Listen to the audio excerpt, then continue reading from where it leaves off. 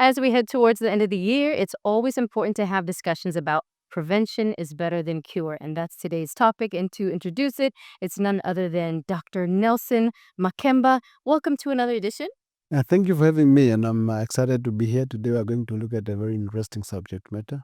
We're going to be talking all things cancer related, from screening to prevention to what to be done, looking into family histories and lifestyle choices that might either, place us at an increased risk or reduce the risk of developing some of these things that we see commonly in our primary healthcare facilities. And that's why we have these discussions, Yeah, talks, so that if we share information, at least we aid you to make informed decisions. definitely. Doc number one, a couple of months ago, we had some previous talks about, what kinds of tests for women, but we're going to keep it generic, this discussion. What are the kinds of, let's say, screenings that are there, tests done, specifically cancer related? All right. Pap smear, like we have said, pap smear will pick up cancer related problems, be it, cancer of the cervix or human papillomavirus. Breast ultrasound mammogram, particularly in female, for breast, cancer. We can do an ultrasound of the abdomen that might also pick up malignancy, or even a CT scan.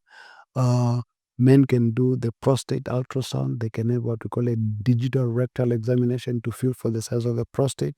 Blood can be taken, geared specifically, either a prostate specific antigen test that is to state for prostate cancer. You can look at tumor markers for the ovary, for the, womb, for the breast, and so forth. All of these modalities can be deployed in helping us, establishing whether there's cancer or not. A colonoscopy can also be done. It might also pick up cancer of the colon. And if somebody has a gastric cancer, for instance, a gastroscopy can also be done. That might be able to pick it up as well.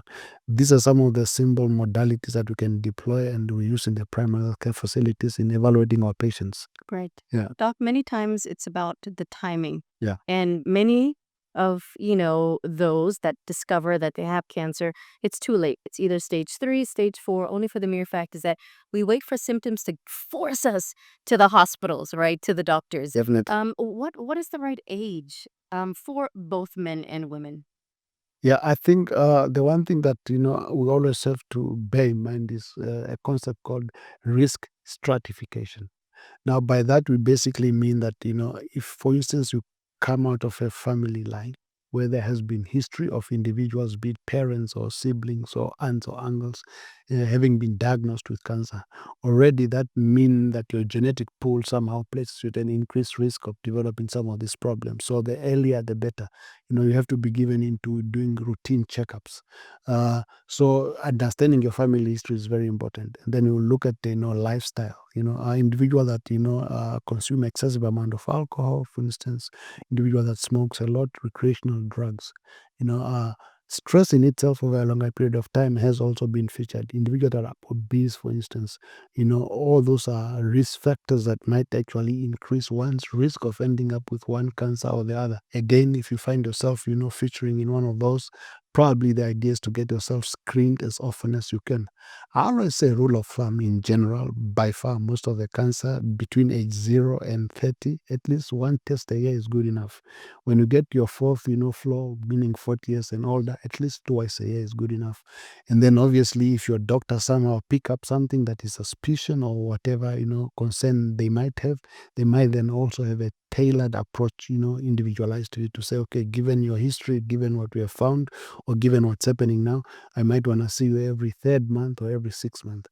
So once you do that, at least you are able to catch these things very early. Now the problem with cancer related problem is that if you catch it a bit late, like you highlighted to earlier, sometimes little to no much can be done. And unfortunately, when it has already spread, and it has significantly gone to other part of the body, we tend to do what we call palliative care, where we just easing the pain and then unfortunately waiting for the unfortunate to happen. But if you pick it up early enough, and then if it's managed aggressively, you might actually be cured of it. Right. Yeah. Mm. And for those that unfortunately can't do anything thereof, for primary health givers, it's their responsibility to support How difficult is that? And especially those that have been diagnosed with cancer, how can primary health caregivers, assist and support those that have been diagnosed? Yeah, we will have to approach it in a multidisciplinary approach. Once a diagnosis has been handed down to a patient that you have one or the other cancer, from a primary health care perspective and a general practitioner's perspective, is to just first and help the patient in question understand what that means going forward from this point onward. And then the second thing that we need to do is to evaluate their psychological status. How are they able to take the news? Are they accepting the diagnosis? Are they in denial? Are they in shock? Are they somewhat, hinging toward becoming depressed? And then we then rope in the services of our psychologist or even a psychiatrist, to sort of help with the counseling, and all these things that goes with it. And then the third thing we probably want to do is to rope in family members to come and, sit down with us and understand what the diagnosis given to their loved one means and what part and role can they play in also helping, walk the journey with the individual. And then obviously, our specialists, that treat cancer related problems also then, come into the picture, because sometimes we might have to refer these patients, they might have to go for chemo and radiation therapy, for instance. And then our pharmacist and our nurses also that helps us in either bedside or dispensing the medication. So it's really a multidisciplinary approach. And, I need to make emphasis, and stress the fact that, if family members have a working and understanding of what's happening to their loved one, the journey becomes a bit easier for them to be able to offer the loved one the help that is needed. That's what they say. It's about the quality of life, which is all you can give a fit today. Walking that journey with those in need of support, there are also proactive measures being taken place. And now let's focus on the female a bit more. HPV specifically, we've seen rollout campaigns, etc.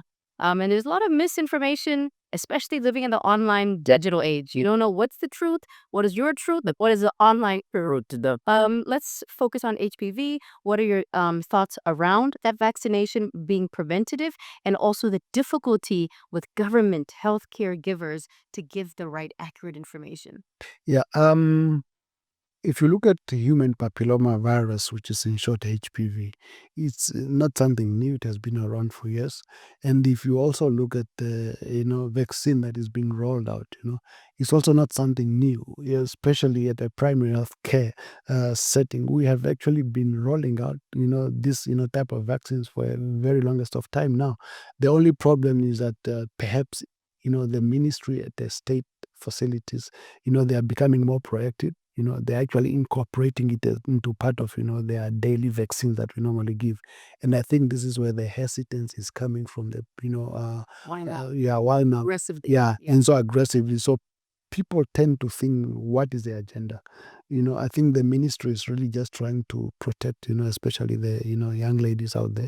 And oftentimes, literature has demonstrated, if you at least just give a single dose of HPV vaccine to a young girl that is not sexually active as yet, by the time she's sexually active, she's sexually protected, from this HPV. And that can go a long way in protecting her from, developing, cancer that is as a result of having been infected with human papilloma virus. So let me pause you there. It's now about the whole consent, too young.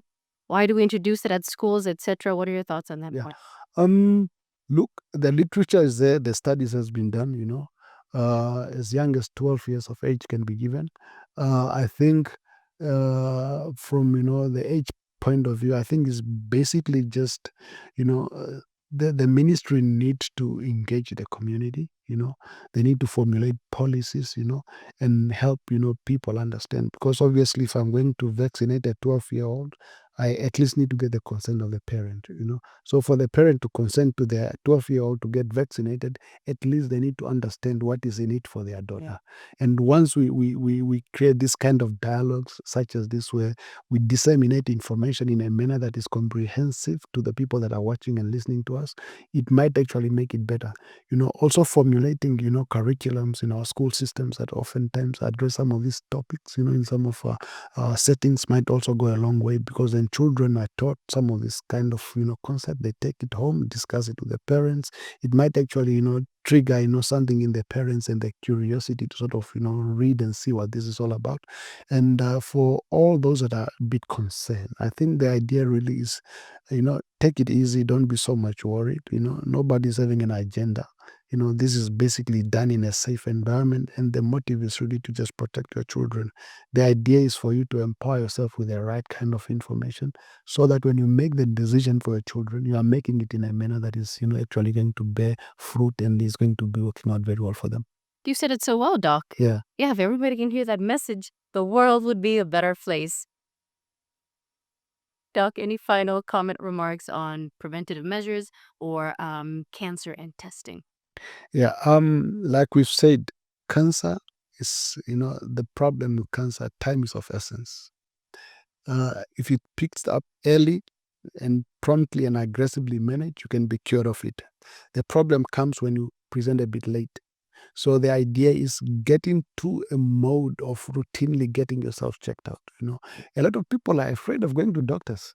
And one of the fear actually that I've actually discovered through years of practice, the reason why people don't come to us is because they don't want to be told something is wrong. Yeah. You know, but what is the worst that can happen? If something is wrong, it will eventually show up. And then it's too late. And it's too late. Yeah. So the idea is if there's something wrong, it's better it get picked up on time and managed properly, and then it get taken care of, rather than being told, there's a problem, but it's a bit too late. We can't do much for you.